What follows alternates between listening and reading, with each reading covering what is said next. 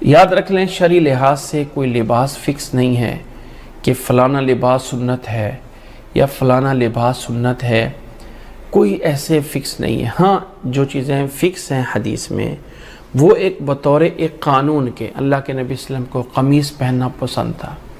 اچھا میں بعض لوگوں پہ حیران ہوتا ہوں کہ ہر بات وہ اپنی طرف کھینچ کے لے کے چلے آتے ہیں۔ اب حدیث میں موجود ہے کہ اللہ کے نبی صلی اللہ علیہ وسلم کو قمیص پسند تھی، کان یعجبہ القمیص۔ اب قمیص جو ہے عربی کے اندر قمیص کو بولا ہے۔ اب کچھ لوگ ہیں انہوں نے اپنے لیے لباس بنایا ہوا کرتا، وہ خاص قسم کا اتنا لمبا ہوگا، اس کے بازو یہاں سے کھلے ہوئے ہوں گے، اس کے کالر نہیں ہوں گے، وہ اس طرح کر کے ہوگا اور اس کو بنا دیا جی مصنوع لباس ہے۔ اچھا وہ حدیث کان یعجبہ القمیص اس کو لا کے اس پہ فٹ کر دیا۔ بھئی ایسا کچھ نہیں ہے۔ اس کا مطلب حدیث کا یہ ہے کہ اللہ کے نبی صلی اللہ علیہ وسلم کے دور میں باقاعدہ چادر جو ہے وہ ایک چادر اوپر لے لی جاتی تھی اور ایک چادر نیچے تہبند میں باندھی جاتی تھی، اس کو لباس سمجھا جاتا تھا۔ وہ بھی ایک جس کو ردا اور ازار بولا جاتا تھا، ازار نیچے والی چادر اور ردا جو ہے وہ اوپر والی چادر۔ اس کے مقابلے میں نبی صلی اللہ علیہ وسلم کو قمیص پہننا پسند تھا۔ اب اس میں خاموشی ہے کہ وہ قمیص آگے سے بٹن لگا ہوا، وہ قمیص کھلے بازو والی ہو، وہ قمیص کھلی ہو، وہ قمیص تنگ ہو، وہ قمیص لمبی ہے، وہ قمیص چھوٹی ہے، وہ کرتا ہے، وہ فلانا، اس سے سب چیزیں سے حدیث خاموش ہے۔ اب گویا کہ جو ہمیں لباس کے بارے میں ہمیں جو ملتا ہے قوانین دین اسلام کے اندر وہ یہ ہے کہ نمبر ایک نبی صلی اللہ علیہ وسلم کو قمیص پسند تھی، وہ کسی بھی شکل میں، یہ مقابل ہے اس ردا کے جو اوڑی جاتی تھی چادر، اس کے مقابلے میں۔ اب وہ کسی کی جو ہے وہ ٹی شرٹ بھی ہو سکتی ہے، وہ کسی کا کرتا بھی ہو سکتا ہے، وہ عربی توپ بھی ہو سکتی ہے، اس میں حدیث کے لحاظ سے کوئی ایسی پابندی نہیں۔ اب کچھ لوگوں نے بنایا ہوا ہے کہ جی کالر والا پہننا ہے تو یہ خلاف سنت ہے، وہ آپ بین لگائیں گے تو آپ سنت کے مطابق چلیں گے۔ حدیث میں ایسی کوئی پابندی کہیں کسی کا ذکر نہیں۔ اچھا جی آپ کالر پہنتے ہیں تو آپ یہ سلیب بنتی ہے، کیسے سلیب بنتی ہے پتہ نہیں، مجھے آج تک نہیں سمجھے کیسے بنتی ہے۔ اچھا جی وہ سلیب بنتی ہے اس لیے وہ جو ہے ناجائز ہوتا ہے۔ دیکھیں یہ ساری کی ساری چیزیں ہم نے آپس میں دین کو اس طرح کر لیا جو ہمارے لیے جو ہے وہ مصیبت بن گیا۔ دین میں صرف یہ ہے کہ آپ لباس ایسا نہ پہنیں جس میں اسراف ہو یا جس میں تکبر آتا ہو، بس۔ اور ساتھ مرد کے لیے بتا دیا کہ مرد کا لباس اس کے ٹخنے سے نیچے نہیں ہونا چاہیے، یہ جس کو ہم چادر باندھنا کہتے ہیں یا پینٹ ہے یا شلوار ہے یا جو بھی ہے وہ ٹخنے سے نیچے نہیں ہونا چاہیے۔ لباس ایسا نہیں ہونا چاہیے جس کے اندر انسان کو جو ہے وہ تکبر ہو رہا ہو، لباس ایسا نہیں ہونا چاہیے جس میں اسراف ہو رہا ہو، اس میں حد سے زیادہ۔ شادی کے موقع پہ ہر خاتون کی کوشش ہوتی ہے میں ایسا جوڑا بناؤں جو کسی اور عورت نے نہ بنایا ہو، ایک ایک جوڑا 1 لاکھ روپے کا، 10 لاکھ روپے کا، 20 لاکھ کا، یہ جی ایک جوڑا بنایا گیا، کیا لگایا گیا اس پہ؟ یہ کام کیے گئے۔ ایسا لباس جس میں اسراف ہو رہا ہو یہ حرام ہے، یہ ناجائز ہے۔ اس کے علاوہ لباس کی اسلام میں کوئی پابندی نہیں، چاہے وہ پینٹ شرٹ ہے، چاہے وہ اس کی سلوار قمیض ہے، چاہے وہ اس کا عربی توب ہے، چاہے اس کی کوئی چادریں ہیں، چاہے جو ہے۔ اسلام میں یہ کہنا کہ فلاں سنت ہے فلاں سنت نہیں، یہ ایسا نہیں۔ کسی نے کہا کہ آج مجھے پتہ چلا ہے کہ مولا علی کہنا صحیح ہے۔ میں نے کہا وہ کیسے؟ کہتے ہیں مولا کے تو بہت سے معنی ہیں۔ تو میں نے کہا اگر مولا علی کہنا صحیح ہے تو پھر مولا ابو بکر کہنا کیوں صحیح نہیں ہے؟ مولا عمر کہنا کیوں نہیں صحیح ہے؟ سب کو کہیں۔ پھر آپ ایک کے ساتھ خاص کر کے کیوں آپ کہتے ہیں مولا علی؟ کیوں مقصود؟ من کنت مولاہ فعلی مولاہ کا معنی یہ نہیں ہے کہ صرف علی مولا ہے، وہاں پہ معنی دوست حمایتی، جس کا میں دوست ہوں اس کا علی دوست ہے۔ مولا جو ہے اس کا معنی کارساز، اس کا معنی کرنے والا، اس کا معنی بڑا ہے، جو اللہ کی ذات کے لیے معنی استعمال ہوتا ہے۔ اس معنی کو لے کے اگر آپ دوسرے کے لیے استعمال کرتے ہیں تو غلط ہے، لیکن اگر آپ یہ معنی نہیں لیتے ہیں تو پھر ٹھیک ہے، جائز ہے۔ لیکن کچھ جگہ ایسی ہوتی ہیں جہاں پہ نام بن جاتا ہے کہ مولا علی کا معنی ہے کہ مولا سرکار مولا علی کا مطلب کارساز کرنے والا مشکل کشا حاجت روا، جب یہ مقصود ہو جائے تو پھر شرک اور کفر ہوتا ہے، پھر وہ اسلام نہیں رہتا۔ لفظ اصل میں ویلیو نہیں رکھتے ہوتے، لفظ سے پیچھے جو ہم مطلب لے رہے ہوتے ہیں وہ زیادہ ویلیو رکھتا ہے۔ اللہ تعالیٰ نے انسان کو بھی کہا ہے سمیع بصیر، انا خلقنا الانسان من نطفۃ امشاج نبتلیہ فجعلناہ سمیعا بصیرا۔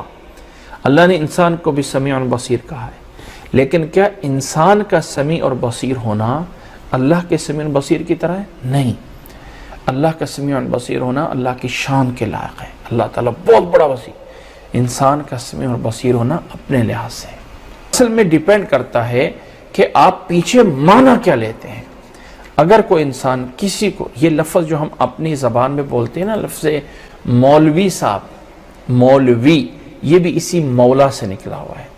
جو ہم کہتے ہیں نا مولانا صاحب، اب یہ مولانا جو ہیں یہ بھی مولا اور نہ آگے ضمیر ہے جمع کی ہمارے مولا، تو یہاں مولوی سے اور مولانا سے لیا جاتا ہے ہمارے دوست، ہمارے حمیتی، ہمارے سردار، ہمارے جو ہے وہ رہبر، یہ والے مفاہیم لیے جاتے ہیں۔ مولانا صاحب، عربی میں جو غلام ہوتا ہے اس پہ بھی مولا بولا جاتا ہے، مولا ابن عباس، ابن عباس کا غلام، یہ حدیث میں کتنی بار استعمال ہوا ہے۔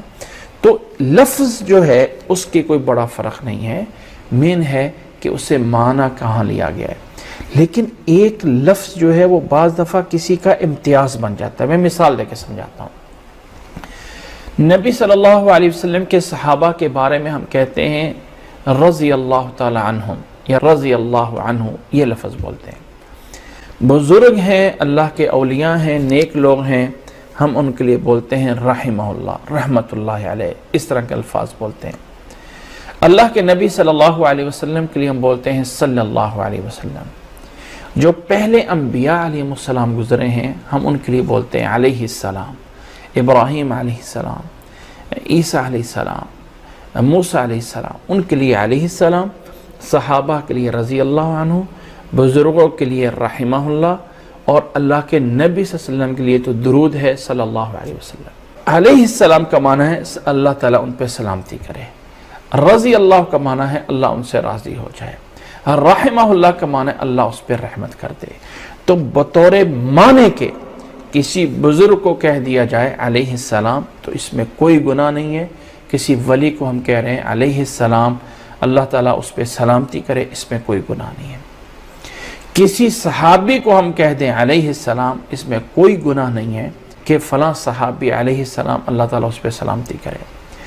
کسی نبی کے بارے میں موسیٰ رضی اللہ عنہ، عیسیٰ رضی اللہ عنہ کہہ دیں، کوئی گناہ نہیں ہے، اللہ ان سے راضی ہو جائے۔ اس طرح رد و بدل کرنے میں کوئی گناہ نہیں ہے جب انسان اس معنی اور مفہوم کو جانتا ہو۔ لیکن اگر انسان کہے اس بزرگ کو میں رضی اللہ عنہ اس لیے کہہ رہا ہوں کہ یہ اس صحابہ کے مرتبے تک پہنچ گیا ہے، یا اس علیہ السلام میں علی علیہ السلام اس لیے کہہ رہا ہوں کہ یہ نبی کے مرتبے کو پہنچ گیا ہے، تو تب یہ گناہ ہوگا اور تب یہ جرم ہو جائے گا۔ جب آپ کسی بزرگ کو کہہ دیں علیہ السلام تو کوئی حرج نہیں، جائز ہے، یہ ایک دعائیہ کلمات ہے۔ جیسے ہم کہتے ہیں نا فلاں مرحوم ہے، فلانا مرحوم، مرحومین بھی ہوتا ہے اللہ کی رحمت والے، جن پہ اللہ تعالی رحمت کی ہوئی، یعنی دنیا سے چلے گئے ہوئے ہیں، ان کے لیے علیہ السلام، علیہ الرحمہ کوئی حرج نہیں بول سکتے ہیں۔ لیکن اگر انسان نظریہ بنا کے، سوچ بنا کے کہتا ہے مولا علی، یعنی وہ مولا جو اللہ والا مولا ہے، ان اللہ مولاکم، وہ والے مولا علی، تو تب یہ کفر ہے، شرک ہے، گناہ ہے۔ اب نبی کے لیے آپ کہہ دیں علیہ السلام، صحابی کے لیے کہہ دیں علیہ السلام، کسی بزرگ کے لیے کہہ دیں علیہ السلام، جائز ہے بطور دعا کے، کوئی حرام نہیں ہے۔ جب آپ اس بات کو سمجھتے ہیں کوئی گناہ نہیں۔ لیکن اگر کوئی انسان اس لیے کہہ رہا ہے علی علیہ السلام کہ وہ کہنا چاہتا ہے کہ علی کا مرتبہ وہ ہے جو نبی کا مرتبہ ہے، تو یہ گناہ ہے، بلکہ یہ کفر ہے کہ کسی صحابی کا مرتبہ یہ کرنا یا کہہ دینا کہ وہ مشکل کشا ہو گیا ہے، وہ حاجت روا ہو گیا ہے۔ تو بات سمجھنے کی ہے، الفاظ کہیں بھی استعمال ہوتے ہیں، اس میں کوئی حرج نہیں ہے۔ عقیدہ ہے، اگر مولا علی کہہ کے عقیدہ صحیح کر رہا ہے تو جائز ہے، لیکن پھر دوسروں کے ساتھ بھی مولا بولنے میں کیا فرق پڑتا ہے کہ مولا ابی بکر بول دیا جائے اور مولا عمر اور مولا عثمان بول دیں تو کوئی گناہ ہے؟ اللہ کے لیے سمجھنے کی کوشش کریں، قرآن کو پڑھیں۔ اللہ تعالیٰ اپنے قرآن میں کیا کہتا ہے، نبی صلی اللہ علیہ وسلم کی احادیث کو پڑھیں۔ صلہ رحمی اس چیز کا نام ہے جو تمہارے ساتھ توڑتا ہے اس کے ساتھ جوڑ کے دکھاؤ۔ میرے رشتہ دار میری عزت کرتے ہیں اور میں ان کو بڑا کچھ دیتا ہوں تو بڑی اچھی بات ہے، لیکن یہ کمال نہیں ہے۔ میرے رشتہ دار مجھے گالیاں نکالتے ہیں، مجھے برا بھلا کہتے ہیں، اور پھر میں بھی ماتھے پہ بل لائے بغیر ان کے ساتھ اسی طرح کا اچھا سلوک کرتا ہوں، تو یہ میرے سلوک کا اللہ بدلہ دے گا، اس میرے احسان کا مجھے اللہ بدلہ دے گا۔ انہوں نے میرے ساتھ برا کیا اور میں نے بدلے میں اچھا کیا ہے، میرے اس اچھائی کا بدلہ مجھے اللہ نے دینا ہے، انہوں نے نہیں دینا ہے۔ اگر انسان چاہے نا کہ میں اچھا کر رہا ہوں اور میرے بدلے میں اچھائی ملتی رہے، یہ سب کر سکتے ہیں، دریا کے بہاؤ پہ سارے تیر لیتے ہیں۔ کمال یہ ہے کہ مخالف میں تیر کے دکھاؤ، کمال یہ ہے کہ آگے کو برا بھلا کہیں اور پھر بھی ان کے حق میں جا کے دعائیں کرو۔ فلانے نے میری زمین چھین لی ہے، فلانے نے میرا گھر چھینا ہوا ہے، فلانے نے مجھے گالیاں نکالی ہوئی ہیں، ان کے لیے تنہائی میں بیٹھ کے دعائیں کریں، اے اللہ فلاں کو ہدایت دے دے، اے اللہ فلانے کو بہتر کر دے۔ کمال اس چیز کا ہے کہ انسان اس طرح کر کے دکھائے کہ یہ دنیا سے کچھ نہیں چاہتا، جو چاہتا ہے رب سے چاہتا ہے۔ اللہ کے نبی صلی اللہ علیہ وسلم کے صحابہ کے دور میں ایک چیز پائی جاتی تھی جس کو عزل کہا جاتا ہے۔ دین میں شرم و حیا نہیں ہے، حق اور مسائل کے سمجھنے میں کوئی شرم نہیں ہے، اس لیے میں مسئلے کو تھوڑا سا سمجھانے کے لیے ایک دبے الفاظ میں سمجھانے کی کوشش کروں گا۔ صحابہ کے دور میں ایک عزل ہوتا تھا۔ عزل یہ ہے کہ خامد بیوی آپس میں ملنے کے بعد خامد جو ہے اپنا پانی ہے وہ عورت کے اندر نہیں جانے دیتا ہے تاکہ عورت حاملہ نہ ہو، اس کو عزل بولا جاتا تھا، اور یہ اللہ کے نبی صلی اللہ علیہ وسلم کے دور میں تھا۔ بعض دفعہ یہ اس لیے کیا جاتا تھا تاکہ آگے عورت جو ہے وہ حاملہ نہ ہو جائے، حمل میں نہ آ جائے۔ تو اللہ کے نبی صلی اللہ علیہ وسلم سے صحابی فرماتے ہیں کننا نعزل والقرآن ینزل، کہ ہم عزل کرتے تھے اور قرآن نازل ہوتا تھا۔ اگر یہ کام ناجائز ہوتا تو نبی صلی اللہ علیہ وسلم اس سے منع کر دیتے، لیکن اللہ کے نبی صلی اللہ علیہ وسلم نے منع نہیں فرمایا، تو عزل موجود تھا۔ اب اس سے ہم کیا لیں گے کہ اگر کسی بچے کے پیدا ہونے سے پہلے، ویسے اسلام کے اندر یہ محبوب ہے، پسندیدہ ہے کثرت اولاد ہونا۔ اللہ کے نبی صلی اللہ علیہ وسلم نے فرمایا تھا کہ ایک ایسی عورت سے نکاح کرو جس کے بچے زیادہ ہوں، فَإِنِّي مُكَاثِرٌ بِكُمُ الْأَنْبِيَاءَ، میں قیامت والے دن جو ہے انبیاء سے اس بات پہ فخر کروں گا کہ میری امت کے زیادہ لوگ ہیں۔ تو اسلام کے اندر زیادہ اولاد ہونا یہ محبوب سمجھا جاتا ہے، ایک اچھی بات سمجھی جاتی ہے، لیکن جواز موجود ہے، اجازت موجود ہے کہ اگر کوئی انسان ایک محدود مدت کے لیے، محدود ٹائم کے لیے کسی طرح بھی اگر حمل ہونے سے کوئی رکاوٹ ہو جائے تو اس کی ایک محدود ٹائم کے لیے اجازت ہو سکتی ہے۔ اللہ کے نبی صلی اللہ علیہ وسلم کے صحابہ کے دور میں یہ عزل پایا جاتا تھا۔ لیکن کوئی ایسا عمل کرنا کہ جس سے عورت کے اندر سے آپریشن کر کے یا کوئی ایسا کر کے بچے پیدا ہونے کی صلاحیت ہی ختم کر دی جائے تو یہ ناجائز ہے، یہ حرام ہے۔ لیکن اگر کچھ ٹائم کے لیے اس کے لیے کوئی بھی آپشن ہو سکتا ہے، ہر ایک عقل مند سمجھ سکتا ہے، جو بھی طریقہ کر سکتا ہے، کچھ ٹائم کے لیے اگر اس میں وقفہ ہو جائے تو اسلام میں اس کو معیوب یا گناہ نہیں سمجھا جائے گا۔ جیسے میں نے یہ ہے بچے کے ہونے سے ہی پہلے کی بات ہو رہی ہے، ایک بات ہو گئی۔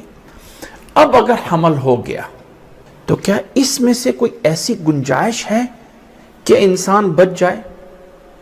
اب یہاں پہ ذرا نوٹ کیجئے گا، جب بچہ ماں کے پیٹ میں ہوتا ہے تو سب سے پہلے جیسے قرآن نے بیان کیا ہے کہ وہ ایک نطفہ ہوتا ہے، پھر ایک لوتھڑا بنتا ہے، پھر ایک گوشت کا ٹکڑا بنتا ہے، اور پھر جا کے اس کے اوپر ہڈیاں اور وہ سارا ایک انسانی ڈھانچہ بنتا ہے، اور پھر بچہ جب 4 مہینے کا ہو جاتا ہے تو تب ایک فرشتہ آتا ہے، اس میں روح پھونک دی جاتی ہے، اور اس کا شقی اور سعید ہونا یعنی اس کا نیک یا بدبخت ہونا وہ بھی اللہ کو پہلے سے پتہ ہوتا ہے۔ اب وہ جو ہے فرشتوں کے علم میں آ جاتا ہے، اس کا رزق کتنا ہے وہ علم میں آ جاتا ہے، اس کی عمر کتنی ہے وہ بھی لکھ دی جاتی ہے، یعنی یہ چیزیں اللہ تعالیٰ کو پہلے سے پتہ ہے۔ لیکن ایک جو ہے وہ ایک نوشتہ اب اس کے لیے تحریر بن گئی، یہ جنتی ہے، اتنا اس کا رزق ہے، اتنی اس کی عمر ہے، اور یہ ہے نیک ہے، بد ہے، کرنا جو اس انسان نے ہے، جو میں پہلے سمجھا چکا ہوں، نتیجہ اس چیز کا ہے وہ اللہ کو پہلے سے پتہ ہے، اختیار اس کو دیا گیا ہے، اس نے جو کرنا ہے وہ اللہ کو پہلے سے پتہ ہے، وہ اللہ تعالیٰ کی تقدیر ہے۔ ایسا نہیں ہے کہ اس تقدیر کو اللہ نے پہلے سے کسی انسان کو بتایا ہوا ہے۔ اب یہ 4 مہینے پہ جب فرشتہ آ کے لکھ دیا جاتا ہے، اس کے بعد اس میں روح پھونک دی جاتی ہے، اس کے بعد یہ بچہ ہلنے لگ جاتا ہے، یہ ایک انسان بن جاتا ہے۔ اس 4 مہینے کے بعد اس بچے کو نکالنا یہ قتل سمجھا جاتا ہے، یہ قتل ہے۔ اگر اس 4 مہینے کے بعد بچے کے پیدا ہونے تک کسی عورت پہ کوئی ظلم کر دیتا ہے اور اس ظلم کے نتیجے میں عورت کا وہ بچہ ضائع ہو جاتا ہے، تو اس مارنے والے کو دیت دینی پڑتی ہے اسلام میں، کہ اس نے بچے کو قتل کیا ہے جو ماں کے پیٹ میں، تو اس جنین کی دیت ہوتی ہے جو دینا پڑ جاتی ہے اگر یہ 4 مہینے کے بعد ہوتا ہے تو۔ لیکن یہ 4 مہینے کا جب بچہ ہو چکا ہے، اس کے بعد کوئی طریقہ، کوئی آپشن نہیں ہے کہ آپ کہیں کہ جی ہم کسی طریقے سے بچے کو ضائع کر دیں گے، یہ کر دیں گے، وہ کر دیں۔ ہاں، اب اس 16 ہفتے سے پہلے کی بات ہے، ابھی تک وہ انسان نہیں بنا، گوشت کی صورت میں ایک خون کا لوتھڑا سا ہے، کیا اس کے اندر کوئی گنجائش موجود ہے؟ کیا اس کے اندر کوئی آپشن موجود ہے؟ اس دوران اگر کوئی ایسا ڈاکٹر کہہ دے کہ جس ڈاکٹر کو آپ ایک اسپیشل ڈاکٹر ہے جو اپنی فیلڈ کا ہے، اور وہ یہ کہہ دے کہ اس بچے کی وجہ سے ماں کی صحت کو یہ خطرہ ہے یا بچے کی صحت کو یہ خطرہ ہے، تو ابھی تک وہ انسان نہیں بنا ہے، ابھی تک وہ ایک گوشت کا لوتھڑا ہے۔ آپ کسی کے انسان کے آپریشن کر کے اس کی کوئی آنت بڑھ جاتی تو کاٹ دیتے ہیں، کوئی بھی ایک آپریشن کسی چیز کا ہو جاتا ہوتا ہے، اس کی کوئی ناک کی ہڈی بڑھ گئی ہے، اس کے کوئی کان کی ہڈی بڑھ گئی تو کاٹ دی جاتی ہے، تو یہ ابھی تک انسان نہیں بنا ہے۔ اس دوران اگر کوئی ڈاکٹر یہ کہہ دے، اگر کوئی بہت بڑے لیول پہ کوئی آ کے بہت بڑی پرابلم آ رہی ہو، تو اس میں کچھ گنجائش ہو سکتی ہے۔ اگر ایسا اس دوران ہو گیا تو ہم اسے قتل نفس نہیں کہہ سکتے، کہ وَلَا تَقْتُلُوا أَوْلَادَكُمْ میں جو اللہ نے اس آیت میں فرمایا ہے، تب وہ اس آیت کے ضمن میں نہیں آئے گا۔ اس آیت کے ضمن میں تب آئے گا جب وہ ایک اولاد اور ولد بن چکا ہے، جب اس میں روح پھونکی جا سکی ہے۔ یاد رکھ لیں کہ بہت سے مسائل میں ہمارے ہاں افراط اور تفریط پایا جاتا ہے۔ کچھ لوگ ادھر ہوتے ہیں جو ساری چیزیں غلط، اور کچھ چیزیں ادھر ہوتے ہیں سب چیزیں جائز۔ نہیں، اسلام نے ہمیں ایک امت وسط بنایا ہے، اور اس امت وسط میں بہت سارے پہلو ہیں جو ہمیں دیکھ کے چلنا ہوتے ہیں، بہت ساری حکمتیں ہیں۔ کس وقت کیا ضرورت ہے، کس وقت کیا ضرورت ہے۔ بچے پیدا ہونے زیادہ یہ محبوب ہیں، اللہ کے نبی نے پسندیدہ کہا ہے، لیکن یہاں آ کے آپ آیت آ کے فٹ کریں اور کہیں کہ وَلَا تَقْتُلُوا أَوْلَادَكُمْ مِنْ إِمْلَاقٍ نَحْنُ نَرْزُقُكُمْ وَإِيَّاهُمْ، ہاں یہ آیت نتیجتاً ہو سکتی ہے، لیکن یہ کہہ دینا کہ یعنی کسی بھی میدان میں افراط نہیں چاہیے۔ کبھی ایک ایسا کیس آ جاتا ہے، اس کیس میں ایک ایسی مجبوری آ جاتی ہے، اس حمل کو 4 مہینے نہیں پورے ہوئے، اب اس میں کوئی ایسی مجبوری آ جاتی ہے تو اب فتویٰ ٹھاک، یہ تو قتل ہے، یہ یوں ہے، یہ ہے۔ اللہ کے لیے ہمیں انصاف چاہیے۔ ہم اس وقت دین کے اندر متحمل نہیں ہیں۔ ہم اس وقت ذرا معاشرہ دیکھیں، ایک انسان، اس میں کوئی شک نہیں کہ اولاد کی پرورش والدین کی ذمہ داری ہے، اس میں کوئی شک نہیں ہے کہ اولاد کے اخراجات پورے کرنے ماں باپ کی ذمہ داری ہے۔ اب اگر انسان کے پاس پہلے سے 5-10 بچے موجود ہیں، اگر تھوڑا سا کوئی ایسا وقفہ ہو جاتا ہے تو فتویٰ لگا دینا کہ اب تو یہ ناجائز ہو گیا، یہ غلط۔ ہاں، راستہ ایسا اختیار کرنا کہ جس لیے مکمل ہمیشہ سے عورت کی صلاحیت کو ختم کر دینا، یہ حرام ہے، یہ تغییر خلق اللہ ہے، یہ ناجائز ہے۔ لیکن اگر کسی ٹائم پیریڈ کے لیے کچھ وقفے ہو جاتے ہیں تو اللہ کے لیے نہ ان لوگوں کے دعوے دار بنے جن کے ایک تحریکیں چلا دی کہ کسی طریقے سے تحریکیں چلائیں، منصوبہ بندی کریں، فلاں کریں فلاں، وہ بھی غلط ہے۔ اور دوسری سائڈ سے مکمل طور پہ حرام کر دینا، یہ بھی غلط ہے۔ راستہ ہے کہ سمجھداری سے چلیں۔ محبوب چیز ہے زیادہ ہونا، لیکن حالات ایسے ہیں، ایک گھرانہ دنیا دار الاسباب ہے، سبب کے نتیجے میں رزلٹ آتا ہے۔ تو یہ ساری باتیں میں نے سمجھانے کے لیے کہی ہیں۔ اللہ ہمیں سمجھنے کی توفیق عطا فرمائے، اللہ ہمیں ان چیزوں کے اندر انصاف پہ رہنے کی توفیق عطا فرمائے۔